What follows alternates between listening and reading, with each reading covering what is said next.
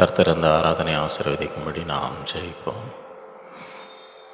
அன்புள்ள ஆண்டவரை உம்மை துதிக்கிறோம், உம்மை ஸ்தோத்தரிக்கிறோம். இந்த நாளில் நம்முடைய பிள்ளைகளாய் கூடி உம்மை ஆராதிக்கும்படி தந்த கிருபைக்காக உம்மை ஸ்தோத்தரிக்கிறோம்.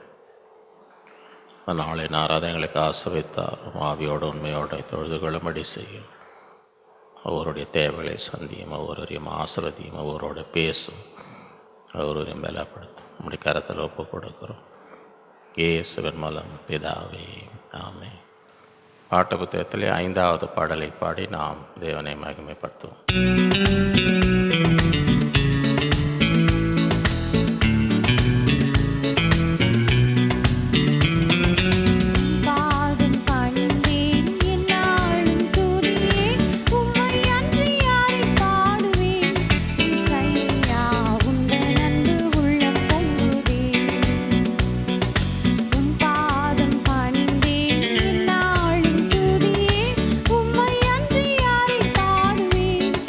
say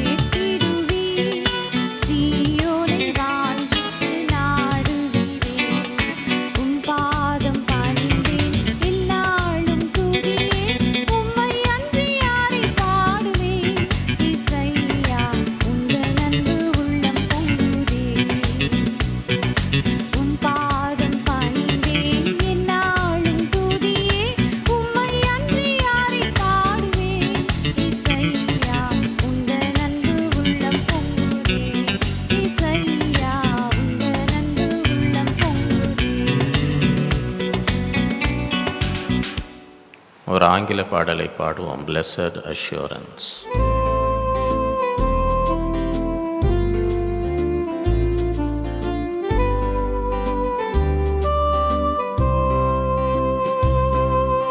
Blessed assurance, Jesus is mine. Oh, what a foretaste of glory divine, heir of salvation, purchased of God, born of His Spirit, washed in His blood.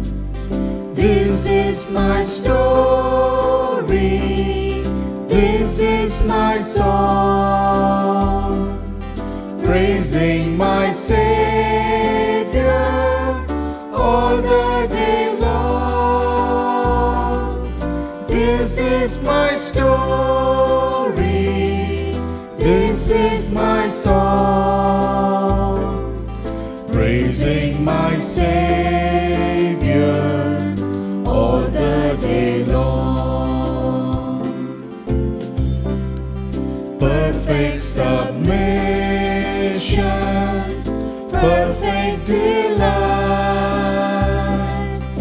visions of rapture now burst on my sight. Angels descending, bring from above echoes of mercy, whispers of love. This is my story, this is my song, praising my Savior all the day long. This is my story, this is my song, praising my Savior all the day long. Perfect submission, all is at rest. I in my Savior am happy and blessed, watching and waiting, looking above, filled with His goodness, lost in His love. This is my story, this is my song, praising my Savior all the day long. This is my story, this is my song, praising my Savior all the day long.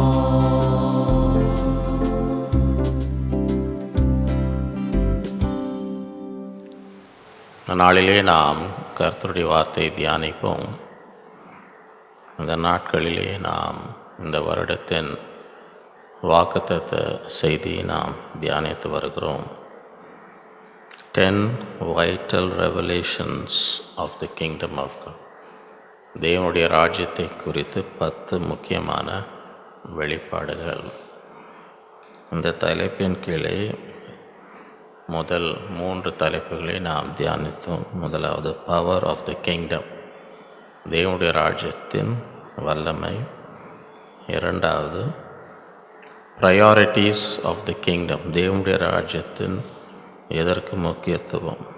மூன்றாவது progress of the kingdom, தேவனுடைய ராஜ்யத்தின் வளர்ச்சி, முன்னேற்றம். இன்றைக்கு 4வது குறிப்பும் 5வது குறிப்பும். 4வது பிரின்சிபல்ஸ் ஆஃப் த கிங்டம், தேவனுடைய ராஜ்யத்தின் பிரமாணங்கள். 5வது ப்ரொவிஷன் ஆஃப் த கிங்டம், தேவனுடைய ராஜ்யத்திலே நம்முடைய தேவைகள் சந்திக்கப்படும் என்ற தலைப்பிலே நாம் தியானிக்க இருக்கிறோம். இந்த ஆண்டின் வாக்குத்தத்த வசனம் லூக்கா 12:32. பயப்படாதே சிறுமந்தையே, உங்களுக்கு ராஜ்யத்தை கொடுக்க உங்கள் பிதா பிரியமாய் இருக்கிறார். ஆகவே இந்த வாக்குத்தத்தத்தின் அடிப்படையிலே இந்த நாளிலே நாம் தியானிப்போம். 4வது குறிப்பு, பிரின்சிபல்ஸ் ஆஃப் த கிங்டம், தேவ ராஜ்யத்தின் கற்பனைகள். அதற்குரிய வசனங்களை நாம் வாசிப்போம். மத்தேயு 7:21-23. பரலோகத்தில் இருக்கிற என் பிதாவின் சித்தத்தின்படி செய்கிறவனே பரலோக ராஜ்யத்தில் பிரவேசிப்பானே அல்லாமல் என்னை நோக்கி கர்த்தாவே கர்த்தாவே என்று சொல்லுகிறோன் அதில் பிரவேசிப்பதில்லை.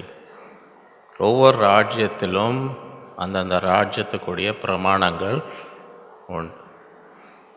அதே போல தான் தேவனுடைய ராஜ்யத்திலும் தேவனுடைய அவருடைய பிரமாணங்கள் வைத்திருக்கு.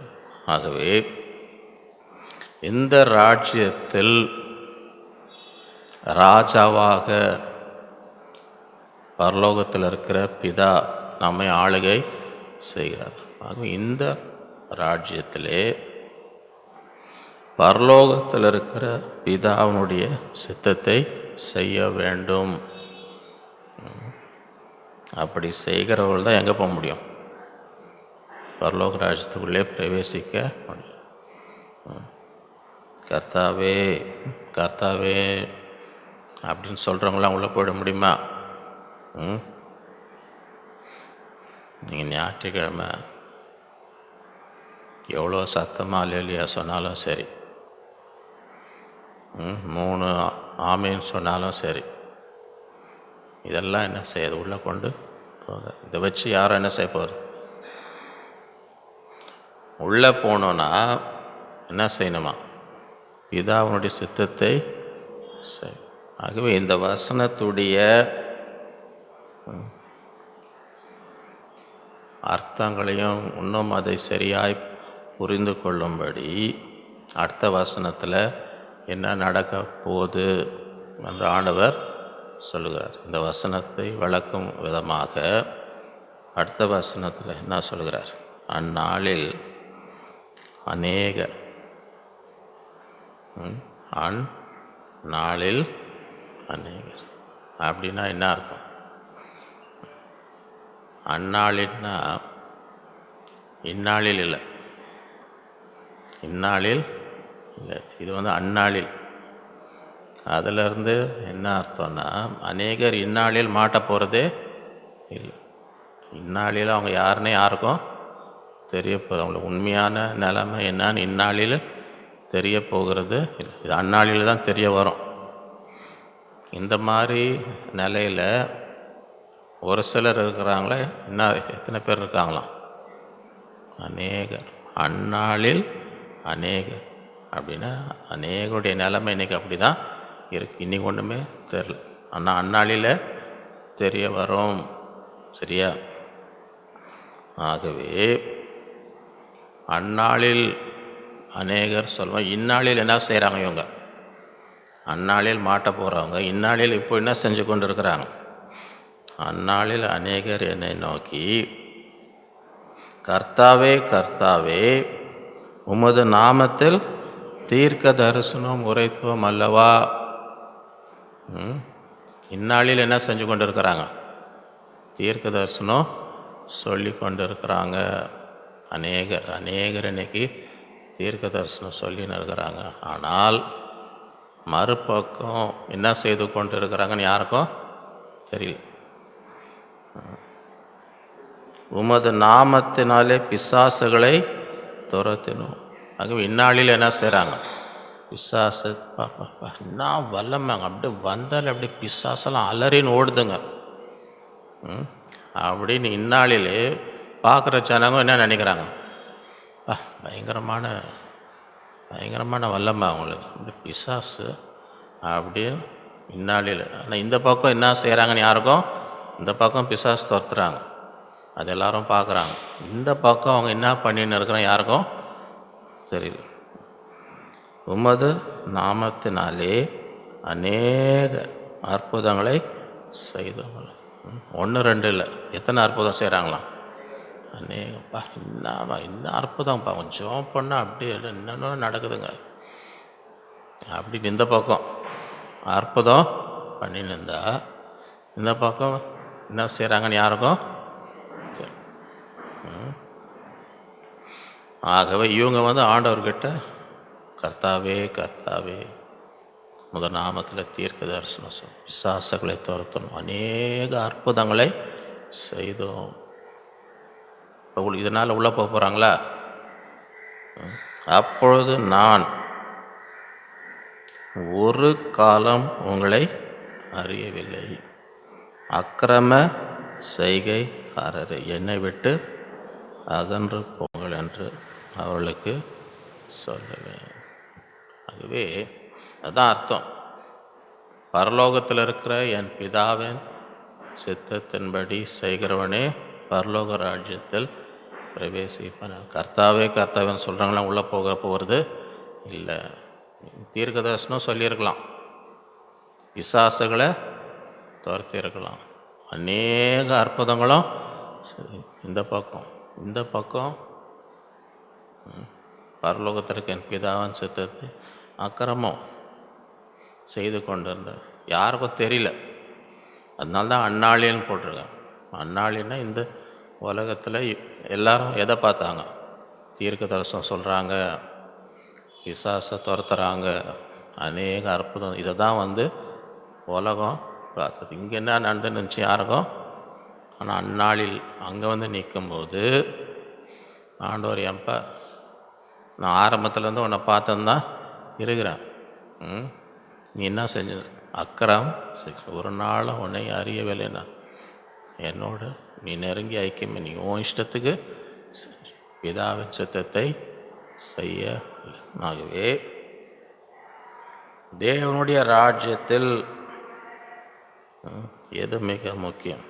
தேவனுடைய சித்தத்தை செய். அதை செய்யாமல் நாம் என்ன ஊழியம் தானே செஞ்சேன், தீர்க்கதரிசனம் தானே சொன்னேன், பிசாசு தானே துரத்தினேன், அற்புதம் எல்லாம் ஆண்டுடைய சித்தத்தை. மத்தேயு 22:36 நான் போதகரே, நியாய பிரமாணத்தில் எந்த கற்பனை பிரதானமானது என்று அப்படின்னு என்ன அர்த்தம்? பிரதானமானதுன்னா என்ன அர்த்தம்? நியாய பிரமாணத்தில் எவ்வளோ கற்பனை இருக்குது, எது பிரதானம்னா ஆண்டவர் நம்மிடத்தில் பிரதானமாக என்ன எதிர்பார்க்கிறார் அதுதானே கற்பனை. ஆண்டவர் நம்மிடத்தில் என்ன பிரதானமாக என்ன எதிர்பார்க்கிறார்? இயேசு அவனை நோக்கி, உன் தேவனாகிய கர்த்தரிடத்தில் உன் முழு இருதயத்தோடு, உன் முழு ஆத்மா, உன் முழு மனதோடும் அன்பு கூறுவாயாக. அப்போ நிறைய கற்பனை இருக்குது. பிரதான முதல் என்ன எதிர்பார்க்கிறார்? தேவன் மீது என்ன இருக்கணும்? முழு அரை இருதயத்தோடு அன்பு கொள்ளாமா, அரை ஆத்மாவோடும் பாதி மனசு. எத்தனை பேருக்கு முழு மனசும் பாதி மனசுக்கும் வித்தியாசம் தெரியும்? நீங்கள் தான் செய்கிறீங்கன்னு வைங்களேன், உங்களுக்கே தெரியுமா நான் முழு மனசாக செய்கிறேன் பாதி மனசாக செய்கிறேன்னு வித்தியாசம் உங்களுக்கு தெரியுமா? முழு இருதயத்தோடு செய்கிறீங்களா பாதி இருதயத்தோட வேண்டா வெறுப்பா, கடமைக்காக தலையெழுத்த பாரு பல்ல கட்சின்னு, அதுக்கும் முழு இருதயத்தோடு முழு மனசும் நான் செய்கிறோன்றது உங்களுக்கே தெரியுமா தெரியாதா? உங்களுக்கே தெரியும்னு ஆண்டவருக்கு தெரியுமா தெரியாதா? ஆண்டவர் பார்த்துனே இருக்கிறார். பிரதான கற்பனை என்ன பார்க்குறார்? நீங்கள் ஆண்டவரை எப்படி நேசிக்கணுமா? முழு இருதயத்தோடு, முழு ஆத்மா, முழு மனதோடு. அப்படி என்றால் இந்த மாய்மாலமாக சும்மா நாடகம் போட்டு இதெல்லாம் ஆண்டவருக்கு, அதெல்லாம் அவருக்கு ஏற்றுக்கொள்ள மாட்டார். முழு இதயத்தோடு இந்த ராஜ்யத்திலே கடமைக்காக செய்கிறது, மனுஷர் பார்க்க வேணும்னு இதெல்லாம் எதுவுமே ஆண்டவர் பார்வையில் ஏற்றுக்கொள்ள விடாது. எது செஞ்சாலும் எப்படி வரும்? முழு இருதயத்திலிருந்து, முழு ஆத்மா, முழு மனதிலிருந்து. நீங்கள் உங்கள் பிள்ளைங்க உங்களை அன்பு கூறுறது உங்களுக்கு முக்கியம் இல்லையா? அது பரவாயில்லங்க, அன்பு கூர்ந்தால் நல்லது, இல்லைனாலும் அது ஒன்றும் அது ஒன்றும் எனக்கு முக்கியமே இல்லைன்ற மாதிரி அப்பா அம்மா யாருன்னா இருக்கிறீங்களா? என் பிள்ளை என் மேலே அன்பு இருந்தாலும் இல்லாட்டியும் அதெல்லாம் எனக்கு முக்கியம் இல்லைன்னு சொல்கிற யாருன்னா இருக்கிறீங்களா? அப்படி இருந்தால் இன்றைக்கே சொல்லுங்கள். இனியும் அப்படி சொல்லலைன்னா இனி ஒரு காலம் சொல்லக்கூடாது. அப்போனா என்ன அர்த்தம்? ஒரு பெற்றோர் இருந்தால் அவங்களுக்கு என்ன, பிள்ளை என்ன செய்யணும்? அவங்க மேலே அன்பு வைக்கணும். ஆகவே அதே தான் பரமபிதா அவருடைய பிள்ளைங்களிடத்துல பிரதானமான கற்பனை, பிரதானமாக என்ன எதிர்பார்க்க, என்ன செய்யணும்? என் பிள்ளைங்க முழு இருதயத்தோடு, முழு ஆத்மாவோட, முழு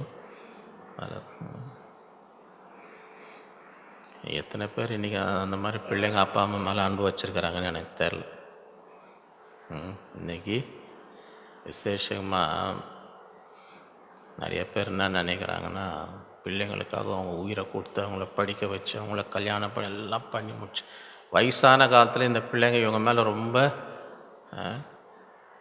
அப்படியே பற்றாக இருப்பாங்கன்னு எதிர்பார்க்குறாங்க. எந்த அளவுக்கு அப்படி இருக்கிறாங்க இன்றைக்கி, எந்த அளவுக்கு போய் இருக்கிறாங்க என்றது பெரிய கேள்வி. ஒருத்தர் பெரிய பணக்கார் என்ன பண்ணார்? அப்பா அம்மா கொண்டு போய் இந்த முதியோர் இல்லத்தில் விட்டார். முதியோர் இல்லத்தில் விட்டு கண்டுக்கவே இல்லை. திடீர்னு ஒரு நாள் செய்தியில் பார்த்தா அந்த முதியோர் இல்லத்தில் பெரிய தீ பற்றி அநேகர் இறந்துட்டாங்கன்னு செய்தியில் பார்த்தார். எங்கேயோ இருக்கும்போது செய்தியில் பார்த்தா நம்ம அப்பா அம்மா விட்டோமே, அங்கே இன்னும் நிறைய பேர் இறந்துட்டாங்க. சரி, உடனே அங்கே ஃபோன் பண்ணி, என்னப்பா இது இறந்துட்டேன், எங்கள் அப்பா அம்மா இருக்கிறாங்களா, எங்கள் அப்பா அம்மா உயிரோடு இருக்கிறாங்களா? அவங்க அந்த யார் இறந்தாங்க லிஸ்ட்டில் பார்த்தா இவங்க அப்பா அம்மா பேர் அங்கே கிடையாது. அப்போ அவங்க சொன்னாங்க, இல்லை உங்கள் அப்பா அம்மா இறந்த லிஸ்ட்டில் கிடையாது, ஆனால் அவங்க 2 வருஷம் முன்னாடியே இறந்துட்டாங்க. நாவா 2 வருஷம் முன்னாடியே இந்த பணக்காருக்கு இப்போ விட்டதோடு சரி. இருந்தாங்களா போனாங்களா? ஏதோ தீ பற்றிருக்கு, ஒருவேளை இன்னும் நம்ம இருக்கிறாங்களா என்னன்னு அப்போ தான் விசாரிக்கிறாராம். அவங்க இதில் மறிக்கல, அவங்க 2 வருஷம் முன்னாடியே. ஆகவே உலகத்தில் இந்த மாதிரி. அதனால தான் ஒரு பெற்றோர் என்றாலே பிரதானமாக என்ன எதிர்பார்க்குறான்? பிள்ளைங்க அவங்க மேலே என்ன வைக்கணும்? நீ காசு கொடுக்கலனாலும் பரவாயில்ல, நீ படிக்க வச்சு இன்றைக்கி நல்லா சம்பாதிக்கலாம். ஒருவேளை நீ பணம் கொடுக்கலனாலும் என்ன இருக்கணும்? அன்பு இருக்கணும். அதே தான் ஆண்டவர், அதே தான் வசனம் சொல். தேவன் என்ன எதிர்பார்க்கிறார்? தேவனாகிய கர்த்தர் முழு இருதயத்தோடு, முழு ஆத்மாவோடு, முழு மனதோடும் அன்பு கூறுவார். இது முதலாம் பிரதான. இதற்கு ஒப்பாக இருக்க 2ஆம் கற்பனை என்னவென்றால், இதே போல் இன்னொன்று இருக்குது. அது என்னது? உன்னிடத்தில் நீ அன்பு கூறுவது போல பிறனிடத்திலும் அன்பு கூறுவாயாக என்பது. இவ்விரண்டு கற்பனைகளும் நியாயப்பிரமாணம் முழுமையும் தீர்க்க தரிசனங்களும் அடங்கியிருக்கிறது. 2வது கற்பனை என்ன? இந்த ராஜ்யத்தில் சுயநலமாக இருக்கலாமா? இந்த ராஜ்யத்தில், உலகத்தில் மனுஷர் எல்லாம் நான் உண்டு, என் குடும்பம் உண்டு, என் பிள்ளைங்க உண்டு, நான் நல்லா இருக்கணும், அவ்வளோ, மற்றவங்கள பற்றி யோசிக்க வேண்டிய அவசியமே இல்லை. ஆனால் இந்த ராஜ்யத்திலே தேவனுடைய பிரமாணம் 2ஆம் பிரதான கற்பனை என்ன? உன்னிடத்தில் நீ எப்படி அன்பு கூறி அதே போல் என்ன செய்யணும்? நடத்தணும். ஆகவே சுயநலமான ஒரு வாழ்க்கை இந்த ராஜ்யத்தின் பிரமாணம் அல்ல. இந்த ராஜ்யத்தில் நாம் இருக்கிறோம். தேவன் எனக்கு ராஜா, அவருக்கு நான் கீழ்ப்படிந்திருக்கிறேன் என்றால் என்ன சொன்ன, இறுதியும் என்ன செய்யக்கூடாது, சுயநலமாக என்னமே நான் நல்லா இருக்கணும்னு எவ்வளோ ஆசை இருக்குதோ அதே இறுதியாக என்ன செய்யணும், மற்றவங்களும் எல்லாரும் நானும் நல்லா இருக்கணும், அவங்களும் நல்லா இருக்கணும். இந்த நாட்களில் ஆண்டவர் இப்படிப்பட்ட ஒரு இருதயத்தை எங்களுக்கு தாரும். ரோமர் 14:17 தேவனுடைய ராஜ்யம் புசிப்பும் குடிப்பும் அல்ல, அது நீதியும் சமாதானமும் பரிசுத்த ஆவினால் உண்டாகும் சந்தோஷமாக இருக்காங்க. இந்த ராஜ்யம் உலக மக்களை போல் என்ன புசிப்போம் என்ன குடிப்போம் அது இல்லை, அது முக்கியம் இல்லை. எது முக்கியம்? நீதியும். இந்த உலகத்தில் அநீதி செய்யக்கூடாது. இந்த ராஜ்யத்தில் இருக்கவங்க என்ன செய்யக்கூடாது, அநீதி. இது நீதியும் அப்புறம் சமாதானமும். கூடுமானவரை எப்படி இருக்கணுமா, எல்லாரோட சமாதானமாக இருக்கணும். இருக்கிறோமா? அல்லது சண்டை போட்டுன்னு இருக்கிறோமா? சண்டை போட்டுன்னு இருக்கிறோமா, சமாதானமாக இருக்கிறோமா? இந்த டாபிக் எடுத்தாலே எவ்வளோ ஒரு அமைதி வருது பார்த்தீங்களா? அப்படின்னா என்ன அர்த்தம்? இது ரொம்ப சென்சிட்டிவ் டாபிக்னா. சென்சிட்டிவ் டாபிக்னு கேள்விப்பட்டிருக்கீங்களா? சென்சிட்டிவ் டாபிக்னால் என்ன அர்த்தம்? ரொம்ப அதை தொட்டும் தொடாமல், அது பட்டும் படாமல், அது ரொம்ப அது அப்படின்னாலே என்ன வருது, அப்படியே ஒரு அமைதல் வந்துடுது. அதுதான் தேவனுடைய ராஜ்யம். தேவனுடைய ராஜ்யம் நீதியும் இதுவே சில பேருக்கு ஒரு விசேஷத்தை வரும். இப்போ ஆவின் வரோன்னு சொல்கிறோம், தீர்க்க தரிசனம் வரும், சுகமளிக்கும் வரும், அற்புதம் செய்யும் வரும், நிறைய வரும். இதில் சில பேருக்கு என்ன விசேஷத்தை ஒரு வரம், அது எங்கேருந்து வருதுன்னு தெரில. அவங்களுடைய விசேஷத்தை வரம் என்னன்னா சமாதானத்தை கெடுக்கிற வரம். சமாதானத்தை கெடுக்கிற, சமாதானம் பண்ணுகிறவர்கள் பாக்கியவான்கள். அவங்க யார்?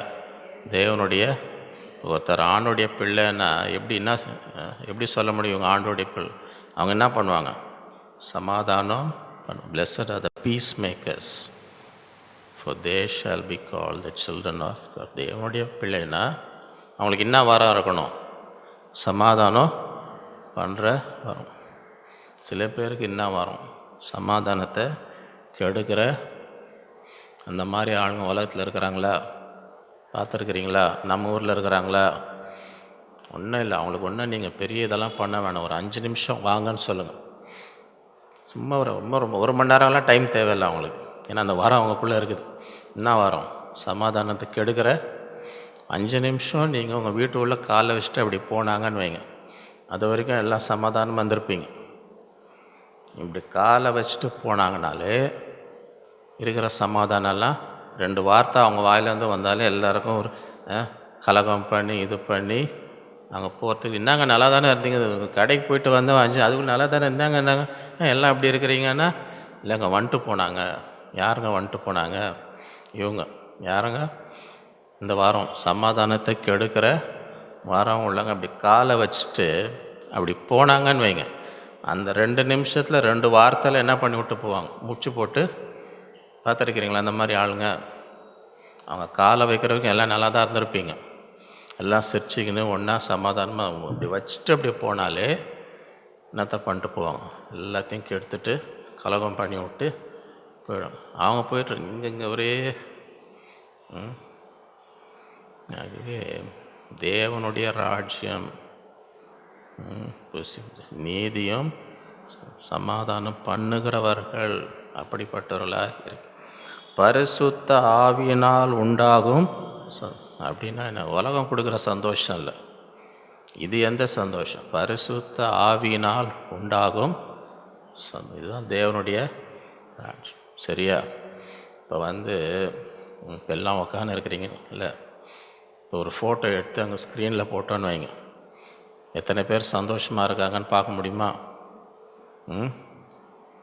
இப்போ நீங்கள் வந்து அப்படி உக்காந்து பார்க்குறதுனால எல்லோரும் பின்னால் தான் பார்க்குறீங்க. இப்போ நான் இங்கே இருந்தேன்னு வைங்க, நான் எதை பார்த்துன்னு இருக்கிறேன்? என் வியூ எப்படி இருக்குது?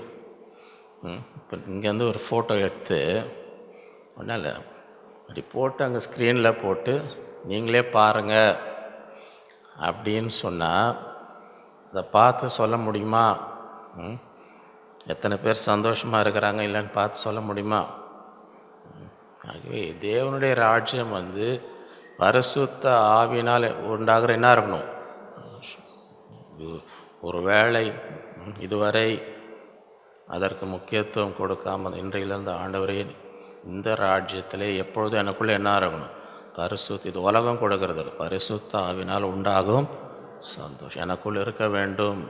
நீதி, சமாதானம் பரிசுத்த ஆவினால் உண்டாகும். 1 கொரிந்தியர் 6:9. இந்த ராஜ்யத்தினுடைய பிரமாணங்கள்.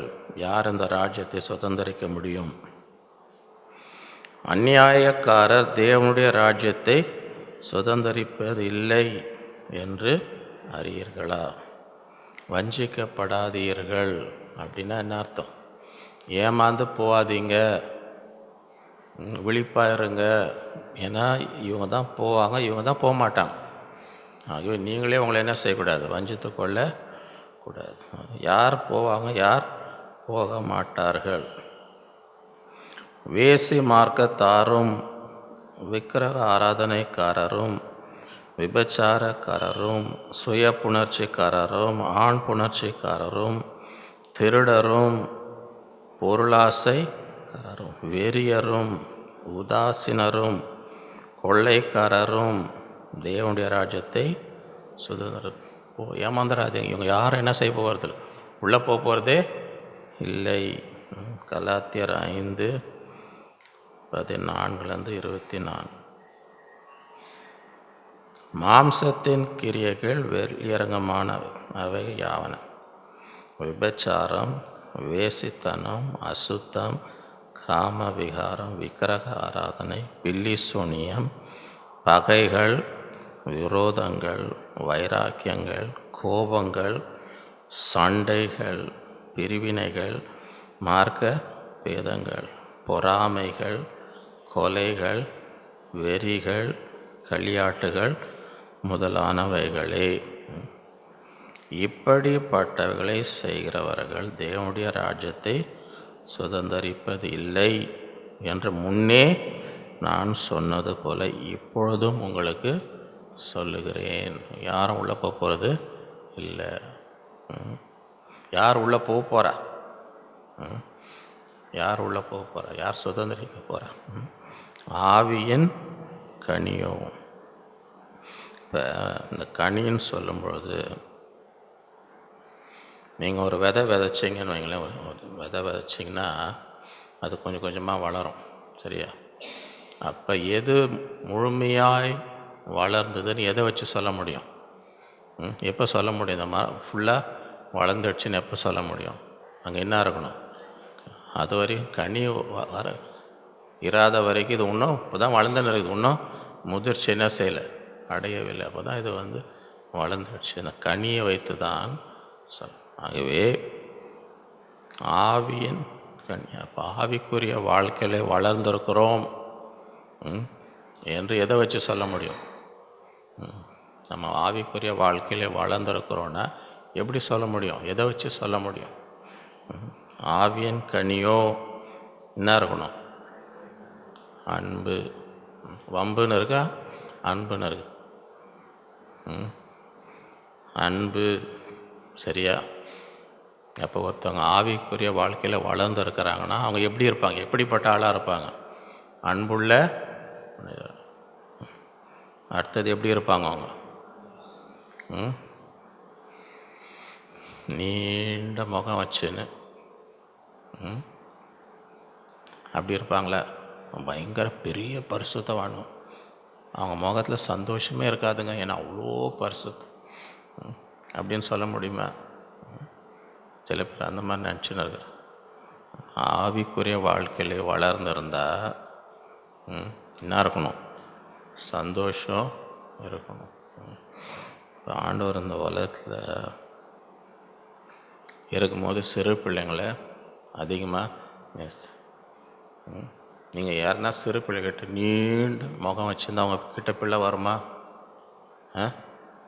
சிறு பிள்ளை நீண்ட முகமாக இருந்தீங்கன்னா அவங்கக்கிட்ட சிறு பிள்ளைங்க வருவாங்களா? பார்த்தாலே ஒவ்வொன்று அழுவாங்க. அவங்கக்கிட்ட பார்க்கணும் எப்படி இருக்கணும்? முகத்தில் ஒரு சிரிக்கணும், அவங்ககிட்ட அன்பாக. அப்போ தான் பிள்ளைங்க என்ன செய்யணும்? இந்த உலகத்தில் ஆண்டவர் இருக்கும்போது என்ன சிறு பிள்ளைங்களாம் அவர்கிட்ட கொண்டு வராங்க. எப்பவுமே நீண்ட முகம் வச்சுருந்தா எந்த பிள்ளையும் என்ன செய்யாது, வராது. அதுவே இந்த நாட்களில் சந்தோஷம் இருக்கணும். அதுதான் ஆவிக்குரிய சமாதானம். சமாதானமாக நம்ம இருப்போம். என்ன அதே ஒரு அடையாளம். என்ன அடையாளம்? ஆவிக்குரிய வாழ்க்கையில் என்ன செஞ்சுருக்கிறோம்? வளர்ந்துருக்கிறோம். எப்பவுமே ஒரு பதட்ட நிலைமையில் அது நீடிய பொறுமை. இதில் எத்தனை பேர் பாஸ் ஆகும்னு தெரில எனக்கு. இப்போ இன்றைக்கி நான் ஒரு 3 மணி நேரம் பேசுகிறேன்னு வைங்களேன், நீடிய பொறுமை இருக்குதா இல்லையான்னு கண்டுபிடிக்கலாமா இல்லையா? நானாவது 3 மணி நேரம்னு வைங்க. இதே ஆண்டவர் பேசும்போது 3 நாள் கழிச்சு தான் முடிச்சார். வசனம் இருக்குதா இல்லையா? 3 நாள் சாப்பாடும் கிடையாது. ஏன் அந்த அற்புதம் பண்ணார்? என்ன சொல்ல, நம்ம 3 நாள் இருக்கிறாங்க, யாருக்கும் என்ன இல்லை, போகிற வழியில் எங்கள் மயக்கடிச்சு விழுந்தாங்கன்னா என்ன ஆகுறதுன்னு. அதனால தான் அந்த 5 அப்போ 2 அதெல்லாம் எதுக்காக? 1 மணி நேரம் பேசிட்டு எல்லாருக்கும் சாப்பாடு கொடுன்னு சொல்ல. 1 மணி நேரம் முடிச்சிருந்தாலும் எதுவும் கொடுத்துருக்க மாட்டார். இப்போ வீட்டில் போய் சாப்பிடுங்கன்னு அனுப்பிச்சிட்ருப்பார். ஏன் கொடுத்தாருன்னா எவ்வளோ நாள் பேசினார்? இன்றைக்கி ஆண்டவர் 3 நாள் பேசின நீடிய பொறுமை இருக்குதா இல்லையான்னு நம்ம ஆராய்ந்து பார்க்கணும். 3 நாள் உட்காந்து பிரசங்கம் கேட்குற நீடிய பொறுமை நமக்கு இருக்குதா?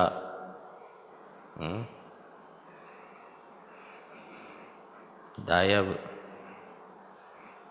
தயவுனா என்ன? ஒரு இரக்கமுள்ள ஒரு கடின இருதயம் இல்லை, தயவை காட்டுகிற நற்குணம். நற்குணத்துக்கு ஆப்போசிட்டுன்னா துர்குணம். துர்குணம் இருக்கக்கூடாது. இருதயம் எப்பவுமே நன்மை செய்கிற நல்ல இருதயம். விசுவாசம் எப்பவுமே ஒரு அவிசுவாசமாக சந்தேக பேரொழியாக என்ன செய்யக்கூடாது. அதெல்லாம் வளர வளர நமக்குள்ளே என்ன இருக்கும்? ஒரு உறுதியான விசுவாசம். சாந்தம். ஞாயிற்றுக்கிழமை பார்த்தா எல்லாம் சாந்தமாக இருக்கிற மாதிரி தான் தெரியுது எனக்கு. இங்கேருந்து இப்போ பார்த்தா இப்போ எப்படி இருக்கிறோம் எல்லாம்? பார்த்தா எப்படி தெரியுது உங்களுக்கு? இங்கே உட்காந்து இருக்கிற எல்லாரையும் பார்த்தா எப்படி தெரியுது? சாந்தமாக இருக்கிற மாதிரி தான் தெரியும். இதை வச்சு யாருக்கும் மார்க் போட முடியாது. நாளைக்கு சரியா இங்கேருந்து வீட்டுக்கு போன பிறகு அப்புறம் தான் அது என்ன இருக்குது, என்ன செய்யும் தெரிய வரும். சரியா? ஆகவே இச்சை அடக்கம், செல்ஃப் கண்ட்ரோல், கட்டுப்பாட்டுக்குள்ளே வாழ. இப்படிப்பட்டவர்களுக்கு விரோதமான பிரமாணம் ஒன்றும். கிறிஸ்துவனுடையவர்கள் தங்கள் மாம்சத்தையும் அதன் ஆசை இச்சைகளும் சிலுவையிலே. மத்தேயு 11:12 யோவான் ஸ்நானகன் காலம் முதல் இதுவரைக்கும் பரலோக ராஜ்யம் பலவந்தம் பண்ணுகிறவர்கள் அதை பிடித்து கொள்ளுகிறார். ஆகவே பலவந்தம் என்றால் என்ன அர்த்தம்? ஆவிக்குரிய போராட்டம். இப்போ ஆண்டவர் வாக்குத்தத்தம் பண்ண தேசத்தை உங்களுக்கு கொடுக்கிறேன். சரியா? அப்போ எல்லாம் அங்கே போய் நிற்கிறாங்க. வாக்குத்தத்தம் பண்ண தேசத்தில் கிட்ட போய் நின்று இப்போ மோச என்ன பண்ண 12 பேர் போய் பார்த்துட்டு வாங்க, அது ஆண்டவர் நமக்கு கொடுத்த. உள்ளே போயிட்டு வந்தால் அங்கே எல்லாம் காத்துன்னு இருக்காங்க. வாங்க வாங்க, எப்போ வருவீங்கன்னு உங்களுக்கு தான் நாங்கள் காத்துன்னு இருக்கோம். மாலை போட்டு பொன்னாடை போட்டு உங்களை வரையிருக்க, வெக்காளாட்சி மோளாட்சி உங்களை வரையறதுக்கு காத்துன்னு இருக்கோம்னு சொன்னாங்க. என்ன சொன்னாங்க? நாங்கள் அங்கே பார்த்தா ஒரே ராட்சங்க மாதிரி இருக்கிறாங்க. அவங்க முன்னாடி நம்ம வெட்டுக்கிளி மாதிரி இருக்கிறோம். அங்கே போக முடியாது. 10 பேர் 2 பேர் வாங்க போகலாம், ஆண்டவர் நமக்கு கொடுத்துருக்கிறார், போய் சுதந்திரிக்கலாம், இதுதான் நம்முடைய வாக்குத்தத்த தேசம் அப்படின்னு 2 பேர் சொன்னான். ஆனால் 10 பேர் என்னன்னாங்க, ஐயோ போக முடியாது என்னங்க அது. அதனால தான் 40 வருஷம் என்ன செஞ்சுருந்தாங்க, வனாந்தரத்தில்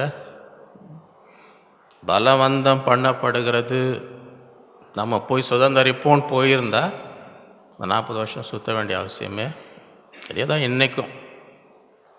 இன்றைக்கும் ஆண்டவர் வாக்குத்தத்தம் கொடுத்தா என்ன செய்யணும், அதை வச்சு போராடணும். அதை சுதந்திரிக்கும்படி, அந்த வாக்குத்தத்தை, அந்த ஆசீர்வாதத்தை சுதந்திரிக்கும்படி என்ன செய்யணும், போராட வேண்டும். எல்லாம் தட்டில் வச்சு எடுத்துன்னு வந்து கொடுப்பாங்கன்னு செய்யாதீங்க. அந்த காலத்து பழைய ஏற்பாட்லேயும் அப்படி எதுவும் கொடுக்கல, புதிய ஏற்பாட்லேயும் எதுவும் கொடுக்கல. ஏன்னா எல்லாமே என்ன செய்யணும், போராடி நாம் அதை சுதந்திரிக்க வேண்டும். லூக்கா 9:66. அதற்கு இயேசு, கலப்பின் மேல் தன் கையை வைத்து பின்னிட்டு பார்க்கிற எவனும் தேவனுடைய ராஜ்யத்துக்கு தகுதி உள்ளவன் அல்ல. நீங்கள் ஒரு தீர்மானம் எடுத்தீங்கன்னா இந்த ராஜ்யத்தில் என்ன செய்யணும், அப்படியே நிற்கணும். இது செய்கிறேன்ட்டு மனசு மாறினே இருந்துச்சுன்னா இவன் தேவனுடைய ராஜ்யத்துக்கு தகுதி உள்ளவன்.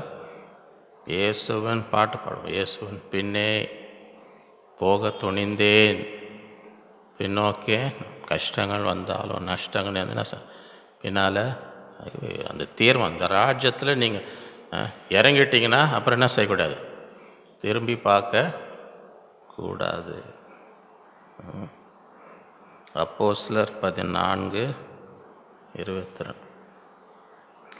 சீஷருடைய மனதை திடப்படுத்தி விசுவாசத்திலே நிலைத்திருக்கும்படி அவர்களுக்கு புத்தி சொல்லி, நாம் அநேக உபத்திரங்களின் வழியாய் தேவனுடைய ராஜ்யத்தில் பிரவேசிக்க வேண்டும் என்று சொன்னார். ஆகவே இந்த ராஜ்யத்திலே ஆண்டவருக்காக என்ன செய்யணும், பாடுகளை சகிக்க உள்ளே போகணுன்னா அநேக உபத்திரங்கள் வழியாக தான் என்ன செய்யணும், உள்ளே போக. அதான் அவங்க போய் சொன்னாங்க, சீஷருடைய மனசை எப்படி திடப்படுத்தினாங்க, எப்படி அவங்கள விசுவாசத்தில் நிலைத்திருக்கும்படி என்ன ஆலோசனை சொல்கிறாங்க. ஏன்பா இந்த ராஜ்யம்னா கஷ்டமே இல்லாமல் உள்ளே போகணும், என்ன செய்யாதீங்க, அந்த மாதிரி ராஜ்யம் இல்லை, அநேக உபத்திரங்கள் வழியாக என்ன செய்யணும், உள்ளே போக வேண்டும். நம்ம ஆண்டவரே பாடுதான் பட்டார், சிலுவையில் பாடுபட்டார், ஜீவனை கொடுத்தார். போகும்போது என்ன சொன்னார், பச்சை மரத்துக்கு இதை செய்தால் பட்டை மரத்துக்கு என்ன செய்ய மாட்டார்கள், உலகத்திலே உங்களுக்கு உபத்திரம் உண்டு அப்படின்னு தானே சொல்லிட்டு போனார். அதுதான் போய் திடப்பட்டு சோர்ந்து போகாதீங்க, பின்வாங்காதீங்க, ஆண்டவரை விட்டு போகாதீங்க. அநேக உபத்திரம் வழியாக என்ன செய்யணும், இந்த ராஜ்யத்துக்குள்ளே நாம் பிரவேசிக்கும். அதுவும் இந்த நாளிலே இதெல்லாம் உணர்ந்து நம்முடைய விசுவாசத்திலே திடப்படுத்தப்பட வேண்டும். 5வது குறிப்பு, ப்ரொவிஷன் ஆஃப் த கிங்டம். தேவனுடைய ராஜ்யத்தில் தேவைகள் சந்திக்கப்படும். அதற்குரிய வசனங்களை நாம் வாசிப்போம். மத்தேயு 6:31-33.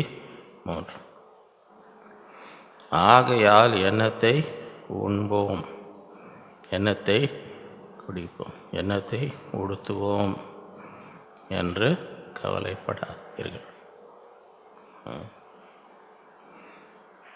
இவைகள் எல்லாம் அஞ்ஞானிகள் நாடி தேடுகிறார். இங்கே உலகம் இந்த எண்ணத்தை உண்போம், எண்ணத்தை குடிப்போம், எண்ணத்தை உடுத்துவோம், இதெல்லாம் அஞ்ஞானிகள் நாடி தேடுகிறார். இவைகள் எல்லாம் உங்களுக்கு வேண்டியவைகள் என்று உங்கள் பரமபிதா அப்படின்னா என்ன, உங்களுக்கு தேவையில்லைன்னு சொல்ல ஆண்டவர், உங்களுக்கு சாப்பாடு தேவையில்லை, துணி தேவையில்லைன்னு சொல்ல, இதெல்லாம் உங்களுக்கு தேவை இருக்குது, வேண்டியவைகள் என்று உங்கள் பரமபிதா அறிந்திரு. அவருக்கு தெரியும் உங்களுக்கு என்னென்ன தேவை இருக்குன்னு. எல்லாம் அந்நியானி நாடி ஓடுறாங்க இது பின்னால் தான். உங்களுக்கு ஒரு பரமபிதா, அவருக்கு தெரியும் இதெல்லாம் உங்களுக்கு. முதலாவது தேவனுடைய ராஜ்யத்தையும் அவருடைய நீதியும் தேடுங்க. உலகம் எதை தேடுது? என்னத்தை உண்போம், என்னத்தை குடிப்போம், என்னத்தை அவங்க அதை தேடினார். நீங்கள் என்ன தேட வேண்டும்? முதலாவது என்ன தேட வேண்டும்? தேவனுடைய ராஜ்யம், அவருடைய. ஆகவே இந்த நாளிலே நம்ம இருதயத்தை பார்த்து, நம்ம இருதயத்தில் எதெல்லாம் தேடிட்டு இருக்கிறோம், எதெல்லாம் நாடுறோம், எதை வாஞ்சிக்கிறோம், அதில் எது முதலாவது, எது ரெண்டாவது, எது மூன்றாவது, இந்த லிஸ்ட்டு போட்டால் தேவனுடைய ராஜ்யம் எங்கே இருக்குது? அந்த லிஸ்ட்டில் எங்கே இருக்குது என்று நம்ம ஆராய்ந்து நம்ம இருதயத்தில் இன்றைக்கி 1, 2, 3 எது இதெல்லாம் நம்ம தேடுறோம் வாஞ்சி லிஸ்ட்டு போட்டால் முதல் இடம் எங்கே இருக்குது, ரெண்டாவது இடம் எங்கே இருக்குது, மூணாவது இடம் எங்கே இருக்குது, தேவனுடைய ராஜ்யம் எங்கே இருக்குது? ஏன்னா 10வது 20வதுன்னு இருக்குதா, அடியில் எங்கேயோ இருக்குதா? இதெல்லாம் தேடி முடிச்சுட்டு கடைசியில் வந்து ஆண்டவருடைய ராஜ்யம் தேடுறோமா? ஆகவே ஆண்டவர் என்ன, யாரெல்லாம் வந்து முதலாவது தேவனுடைய ராஜ்யத்தையும் அவர் நீதியும் தேடுறாங்களோ, தேவனுடைய ராஜ்யம் என்ற தேவன் ஆளுகை செய்கிறார். ஆண்டவர் என்னை ஆளுகை செய்ய வேண்டும், ஆண்டவருக்கு நான் கீழ்ப்படியணும், ஆண்டவரை நீதியை தேடணும் அப்படின்னு தேவனுடைய ஆளுகைக்குள்ளே அதுக்கு முதலிடம் கொடுத்து வாழ்கிறார்களோ, யாரெல்லாம் ஆண்டவரை முதல் இடத்துல வைக்கிறாங்களோ அவங்களுக்கு என்ன வாக்கு தத்துவம்? இவைகளை எல்லாம் கூட ஆண்டவர் குறைய என்ன செய்ய மாட்டார், வைக்க மாட்டார். காரணம் ஆண்டவர் நம்ம தேவை தெரியும். மத்தேயு 6:7-8 அன்றியும் நீங்கள் ஜெபம் பண்ணும்போது அஞ்ஞானிகளைப் போல வீண் வார்த்தைகளை அலப்பாதேயுங்கள். அவர்கள் அநேக வசனப்பினால் தங்கள் ஜெபம் கேட்கப்படும் என்று நினைக்கிறார்கள். அப்படின்னா என்ன அர்த்தம்? ரொம்ப நேரம் பண்ணினே இருந்து சொன்னதே சொல்லின்னு இருந்தாங்கன்னு வைங்க. இவ்வளோ நேரம் சொன்னதே சொன்னதுனால ஜெபம் கேட்கப்படுமா? அதை செய்யாதீங்கன்ற. அதனால்தான் வந்து மனுஷர் காணும்படி என்ன செய்யாதீங்க ஜெபம்லாம். ஏன்னா சில நேரத்தில் இவங்க ரகசியமாக ஜெபம் பண்ணால் எவ்வளோ நேரம் பண்ணுறாங்கன்னு தெரில. வீட்டில் கதை பண்ணிங்கன்னா, ஆனால் ஜனங்க முன்னாடி பண்ணுங்கன்னு ஏதோ சுருக்கமாக ஜெபம் பண்ணுங்கன்னா அது பாட்டுக்கு. சில பேர் பார்த்துருக்குறேன் நான். மீட்டிங்கில் நீங்கள் மைக்கை கொடுத்தீங்கன்னு வைங்க, அந்த ஜெபம் போயினே இருக்கும். அது முடிவு ஜெபம் நீங்கள் கொடுத்துருப்பீங்க, பிரதர் முடிவு ஜெபம் பண்ணுங்கன்னு கொடுத்து அது முடியவே மாட்டேங்குது. முடிவு ஜெபம் என்ன செய்ய மாட்டேங்குது, முடிக்கவே மாட்டேன்றாங்க. என்ன பிரதர் சொல்லும் போதே என்னான்னு சொன்னோம், முடிவு ஜெபம்னு சொன்னோம். எல்லாம் சாப்பாட்டுக்கு அங்கே பசியில் உக்காந்துங்க, நீங்கள் பாட்டுக்கு பண்ணினே இருந்தால் என்ன அர்த்தம்? அது ஒரு வியாதி, அது மைக் வியாதி. அது மைக்கை கொடுத்தீங்கன்னு வைங்க, நீங்கள் வீட்டில் எவ்வளோ நேரம் பிரதர் பண்ணுறீங்க, கதவை சாத்தின்னு பண்ணுன்னு சொன்னார், அப்போ எவ்வளோ நேரம் அவங்க முட்டி முழங்கால் போய்ட்டு அங்கே எவ்வளோ நேரம் அவங்க ஜெபம் ஓடுது. இங்கே என்ன மைக் கொடுத்த உடனே போயினே இருந்தால் என்ன அர்த்தம்? பெரிய ஆபத்தாக இருக்குது. நீங்கள் தான் மீட்டிங் நடத்த போனீங்கன்னு வைங்க, கொடுத்தா மைக் திருப்பி வருமானு தெரிய மாட்டேங்குது.